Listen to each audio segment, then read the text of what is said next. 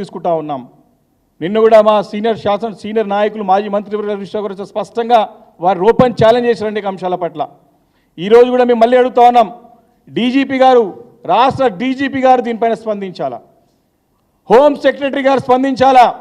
మా వాళ్ళే పోయి దాడి చేశారని చెప్తే ముఖ్యమంత్రి అది కూడా హోంశాఖ తన దగ్గర పెట్టుకొని మా వాళ్ళే పోయి దాడి చేస్తున్నారని చెప్పేసి మేము దాడి చేస్తాం కూడా వెనకాల పోమని చెప్పడం చూస్తూ ఉంటే ఈ జరిగినటువంటి అన్ని దాడులు కూడా ఈ హత్యలన్నిటి కూడా ఖచ్చితంగా ప్రభుత్వమే దగ్గరుండి చేపిస్తుండడానికి ఎలాంటి సందేహం లేదు. ఈరోజు వారు మాటలు ఒక రేవంత్ రెడ్డి మాట్లాడినట్టు ఏదైనా అనుకోవచ్చు, కానీ రేవంత్ రెడ్డి ముఖ్యమంత్రి అన్న సంగతి మర్చిపోతా ఉన్నాడు. గుర్తు చేసుకోవాలి, అప్పుడప్పుడు నేను ముఖ్యమంత్రి అని చెప్పి గుర్తు చేసుకుంటే బాగుంటుందేమో అనిపిస్తూ ఉంది. ఏం మాటలు అవి నేను మాట్లాడిన మాటలు? ఒక ఫుట్పాత్ అంటే మన దగ్గర తెలంగాణలో ఏమంటాడు హైదరాబాద్ భాషలో సడక్ షాప్ గారు మాటలు అంటారు వీటిని, లోఫర్ మాటలు అంటారు వీటిని, లవంగా మాటలు అంటారు వీటిని. అవన్నీ ఎవరు? ముఖ్యమంత్రి కావద్దని మా బాధ్యత, మా బాధ. రేవంత్ రెడ్డి గారు ముఖ్యమంత్రి అయ్యారు కాబట్టే మా బాధ. ఈరోజు ముఖ్యమంత్రి గారిని గుర్తు తెచ్చుకోయా అని చెప్తా ఉన్నాం మేము. ఈరోజు నువ్వు ఒక బాధ్యత గల పదవిలో ఉన్నావు, హుందాగా ఉండాలా, ఒక బ్రాడర్ ప్రాస్పెక్టివ్స్ ఉండాలా. జనరల్గా ఏదైనా గొడవ అయితే ఏదైనా అవుతాయి, కొన్ని సందర్భాల్లో అవుతాయి, కొన్ని ఓవర్ఫ్లోలు అయిపోతే కొన్ని మిస్టేక్స్ అయితే గొడవలు అవుతాయి. అక్కడ ఇక్కడ పెద్ద మనిషి గల బాధ్యత గల వ్యక్తి ఏం చేయాలా?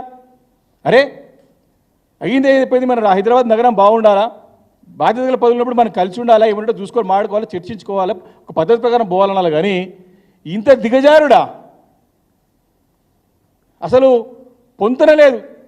శ్రీధర్ బాబు గారు మీరు కొట్లాడుకుంటూ అంటారు, పొన్నం ప్రభాకర్ సమాధానం ఏమో ఉండదు, ఒక్కో మంత్రి ఇంకోటి మాట్లాడతారు, నేను ముఖ్యమంత్రి వచ్చేసి మావాడు అంటారు.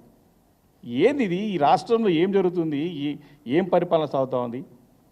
కాబట్టి చాలా అంటే చాలా హేమైన చర్య. ఈరోజు అనేక అంశాలు, ఒకటి కాదు రెండు కాదు, మేము పబ్లిక్ ఇష్యూస్ పైన ఫైట్ చేయాలని చెప్పేసి మేము అందరం కూడా బిల్డప్ అయిపోతే అసెంబ్లీలో కూడా మీరు ఒక్కసారి రికార్డ్ చూడండి ఒకసారి. ఇది చాలా ఇంపార్టెంట్ అంశం.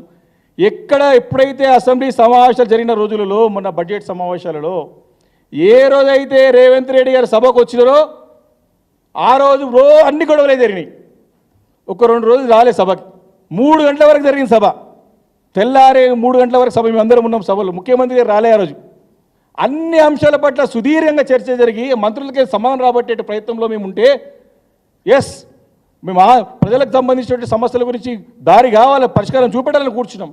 ఏ రోజైతే రేవంత్ రెడ్డి గారు ముఖ్యమంత్రిగా సభకు రాలేదో సభ సజావుగా జరిగింది, ప్రజా సమస్యల పట్ల చర్చ జరిగింది, ప్రతిపక్ష పార్టీగా మేము సమాధానం రాబట్టగలిగినాము.